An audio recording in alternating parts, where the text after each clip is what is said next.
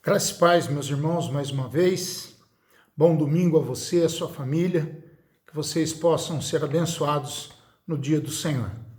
Queria terminar a parte do capítulo 5, parte dos relacionamentos que nós estamos começando a estudar. Essa primeira parte é o relacionamento entre marido e mulher, que vai lá desde o capítulo 5, do 1 até o 32. E hoje eu quero ver o versículo 32, que fala: grande é esse mistério, mas eu me refiro a Cristo e à igreja.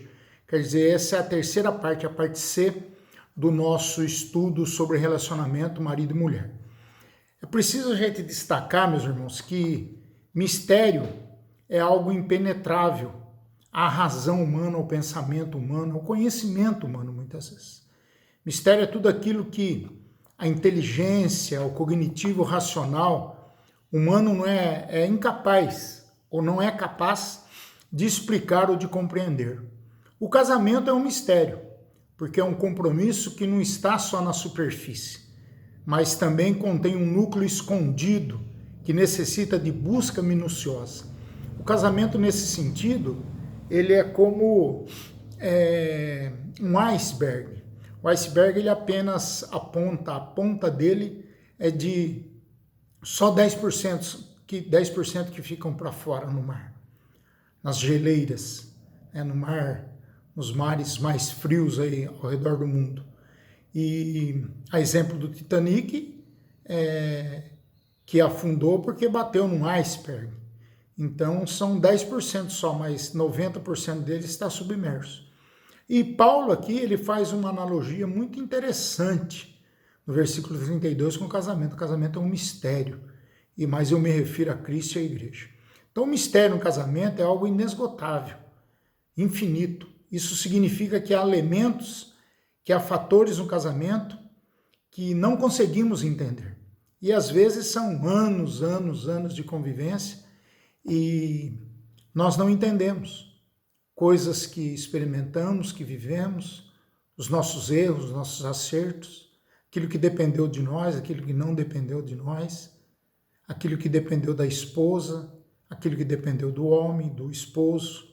Então, por que o casamento é um mistério?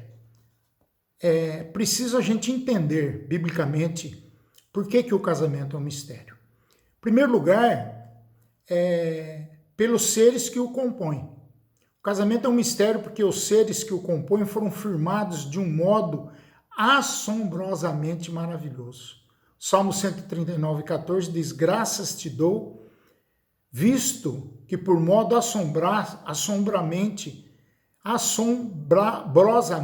melhor dizendo, maravilhoso, me formasse. E é por isso que um não consegue compreender totalmente o outro. Quem criou o seu cônjuge foi Deus e não você. E você não vai ter as condições favoráveis 100% para mudá-lo. Às vezes, por isso que é preciso ceder ou uma parte ou outra para que se viva bem.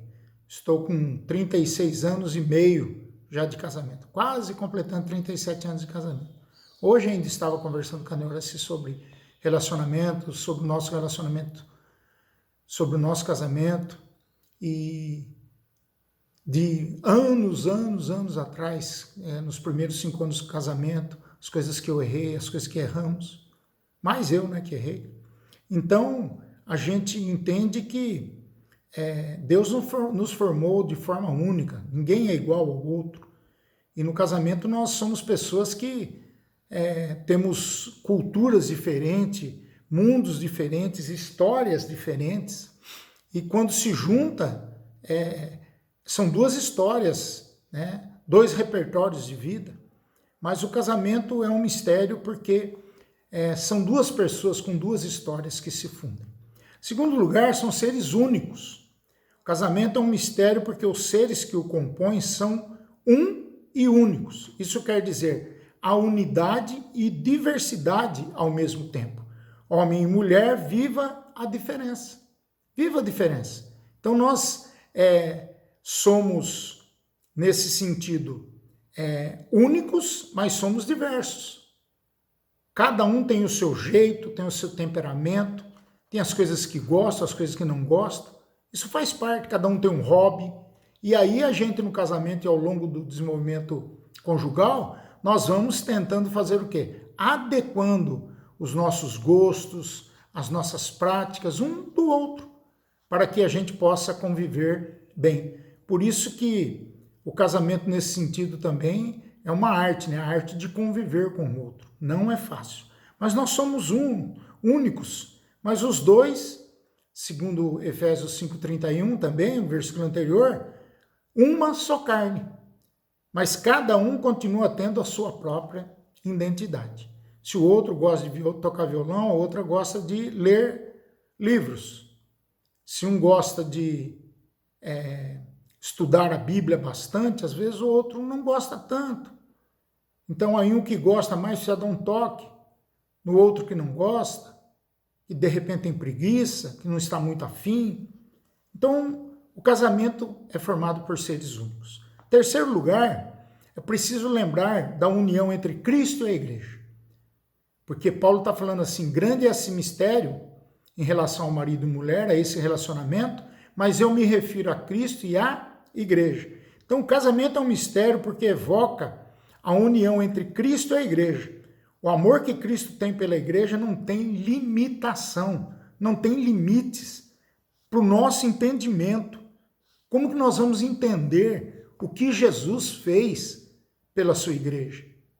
Como que Jesus se doou, derramou o seu sangue, nos perdoou, nos redimiu, nos justificou, nos salvou e vai voltar para nos levar para Nova Jerusalém.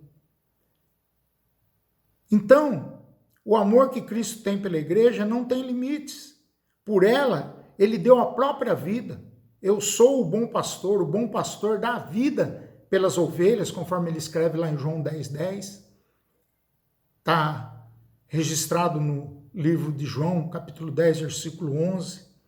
Então, é preciso que a gente faça essa analogia e entenda aqui essas metáforas da união de Cristo à igreja, do amor de Cristo que não tem limites e do amor que ele deu a própria vida.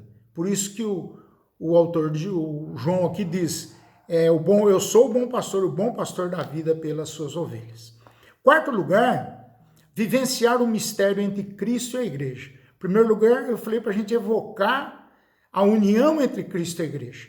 Quarto lugar é vivenciar, quer dizer, experimentar no dia a dia o mistério entre Cristo e a igreja. O casamento foi instituído por Deus para que o homem pudesse vivenciar um pouco do mistério do relacionamento entre Cristo e a igreja. Às vezes a gente pensa que isso é impossível, né? Mas a gente vê muitos casais que dão um testemunho maravilhoso de vida, que são crentes em Cristo Jesus, que nos causa impacto na nossa vida. Eu tenho um tio e uma tia que eu tenho eles como marcos na minha vida, pelos que eles sempre representaram como crentes em Cristo Jesus. É disso que o texto está falando aqui. Ele foi instituído o casamento para que o homem e a mulher pudessem vivenciar um pouco do mistério do relacionamento entre Cristo e a igreja.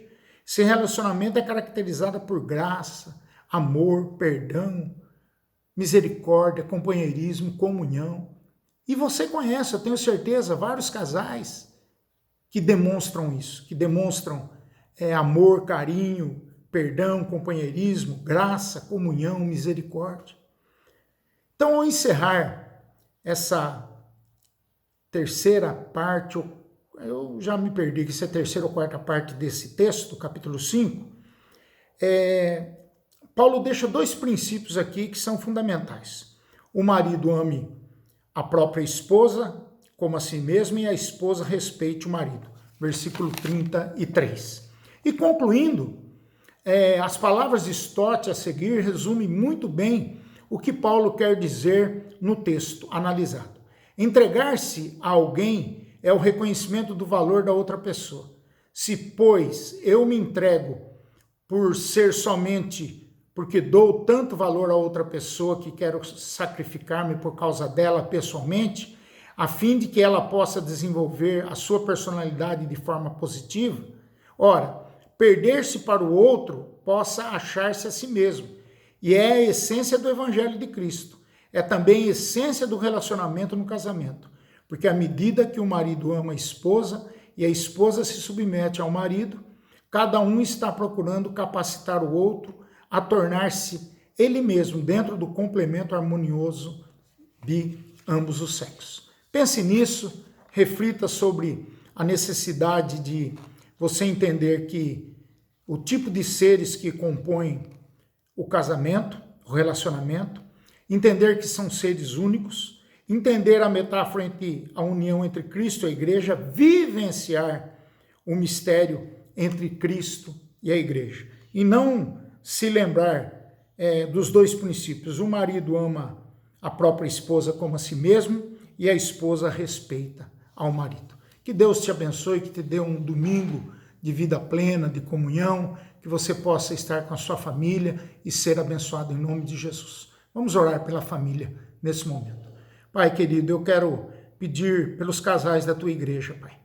Todos os nossos queridos amigos e irmãos que vivam, que experimentam, que vivenciam, Pai, esses valores na sua vida.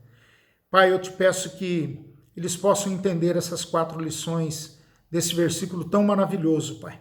Grande é esse mistério, mas eu me refiro a Cristo e à igreja. Que possamos, Pai, vivenciar nos nossos relacionamentos aquilo que o Senhor espera de nós como pais, como casais, como amigos, como irmãos. Que o Senhor abençoe as famílias da tua igreja, em nome de Jesus, porque elas são formadas a partir do relacionamento entre um irmão e uma irmã. Que o Senhor possa abençoar a todos em nome de Jesus. Fiquem com Deus, que Deus abençoe cada um, perdoe a cada um e que a sua fé seja aumentada, seja crescida em nome de Jesus. Amém. Que Deus abençoe a sua vida em nome de Jesus. Amém.